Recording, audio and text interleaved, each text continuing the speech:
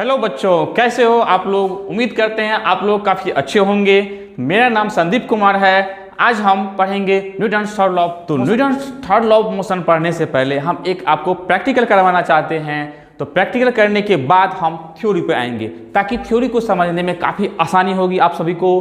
तो आप लोगों को बैलून को ऑब्जर्व करना है। इसमें हवा भरी हुई है, एयर भरी हुई है। तो जैसे ही हम इसको ओपन करेंगे, छोड़ेंगे यहाँ से, तो ये एयर जो है ये बाहर निकलेगी राइट साइड में।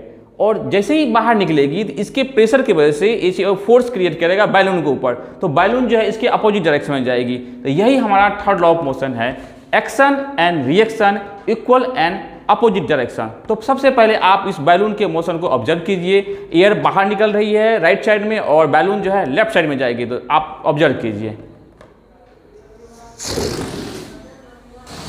तो आज हम देखते हैं Newton's third law of motion के बारे में। तो Newton's third law of motion हमें क्या कहता है?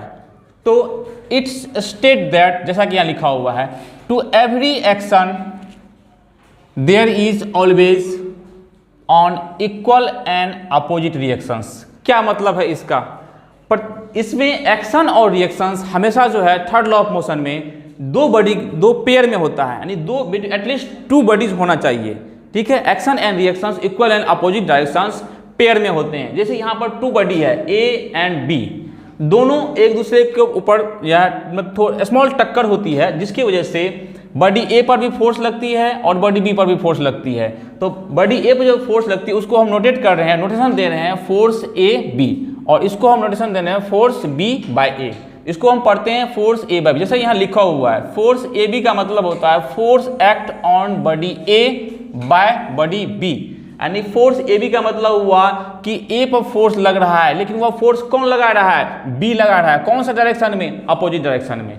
उसके बाद force of B by A, इसका मतलब होता है कि force act on body B by body A, यानी कि फोर्स जो है बी पर लग रहा है, वो कौन लगा रहा है? तो ए लगा रहा है, बॉडी ए लगा रहा है। तो ये हमारा इक्वेशन आया है, दो इक्वेशन आया है, force A B, force act on A by B, और force act on B by ए।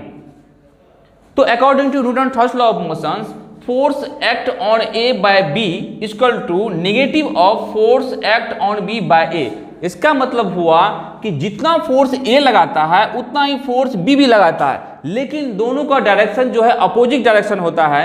इसीलिए यहाँ पर जो हम लोग नेगेटिव साइन लगाते हैं थर्ड लॉ ऑफ मोशन में, तो नेगेटिव साइन इंडिकेट करता है कि both forces act opposite in direction between them. ये जो दोनों पेयर है, इन दोनों पर जो फोर्स लग रही है, अगर ए पर फोर्स लग रहा है बाय बी के द्वारा और बी पर फोर्स लगा है बाय ए के द्वारा, तो उसका इम्पैक्ट सेम होगा, मैग्नीट्यूड सेम होगी, लेकिन डायरेक्शन जो अपोजिट होगा। अब इसका एग्जांपल, एक लाइव एग्जांपल हम लोग देखते हैं। जैसे अब हम लोग Newton's third law of motion का एप्लीकेशन देखेंगे कि Newton third law of motion का एप्लीकेशन हम लोग कहाँ कहाँ करते हैं। तो पहला जो एग्जांपल है वो काफ़ी इंटरेस्टिंग है, लाइव एग्जांपल है। क्योंकि while swimming a man pushes backward and turn he pushes forward due to the reaction of the water. तो जब स्विमर जो होता है, तैरता है, तो वो पानी को, जस्ट मेरे हाथ को मूव देखिएगा, पानी को पीछे की तरफ पुशअप करता है, जिसके कारण वाटर भी क्या होता है, उसके सेम रिएक्शन करता है अपोजिट डायरेक्शन में, फॉरवर्ड आगे की तरफ। तो यही कारण है कि हम लोग जो है स्विम तक करते हैं। जैसे हम लोग पुशअप करते हैं, वाटर को अपवर्ड मतलब पीछे की तरफ धकेलते हैं, तो वाटर भी उसका जस्ट रिएक्शन डालता है, यानी अपोजिट सेम फोर्स के साथ अपोजिट डायरेक्शन में। यही कारण है कि हम लोग आगे की तरफ बढ़ने लगते हैं। यानी स्विमर जो होता है तेजी से अगर पीछे की तरफ धकेलता है, तो वाटर भी सेम रिएक्शन से अपोजिट आगे की तरफ उसको मूव कराता है। दूसरा एग्जांपल है रॉकेट जब लॉन्चिंग होती है, सेटेलाइट में जब देखते होंगे आप लोग रॉकेट लॉन्च होती है, तो जब रॉकेट लॉन्च होती है तो देखते होंगे एयर का जो प्रेशर होता है वो डाउनवर्ड डायरेक्शन में आती है। तो जब डाउनवर्ड डायरेक्शन में आती है, तो जितना फोर्स से वो रॉकेट प्रेशराइज करता है या फोर्स डालता है गैसेस पर, तो सेम गैसेस भी उसको जो है अपवर्ड डायरेक्शन में सेम मैग्नीट्यूड से अपवर्ड डायरेक्शन में उसको पुशअप करता है, जिसके कारण रॉकेट जो है ऊपर की तरफ उठता जाता है और गैसेस बाहर अंडर मतलब वर्टिकल डाउनवर्ड निकलते जाते हैं। जैसा कि फिगर में आप यहाँ देख रहे हैं कि गैसेस जो है वर्टिकल निकलते जा रही है नीचे की तरफ, तो इसी को सेम रिएक्शन के साथ अपवर्ड डायरेक्शन में उसको पुशअप करता है। ठीक है। तो यहाँ पे अगर हम रॉकेट को हम ए माने और ये जो गैसेस बाहर निकल रही है उसको अगर हम बी माने, तो आप पीछे के थ्योरी को देखिए, Newton third law of motion जो हम बताए थे, एफ ऑफ ए यानी कि force on A by B is equal to force on B by A.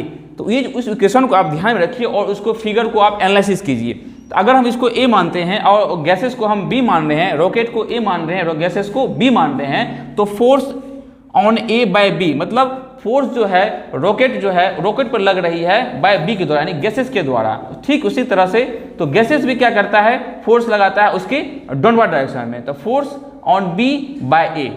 तो यही कारण है रॉकेट जो है ऊपर की तरफ जो है लॉन्च होता जाता है।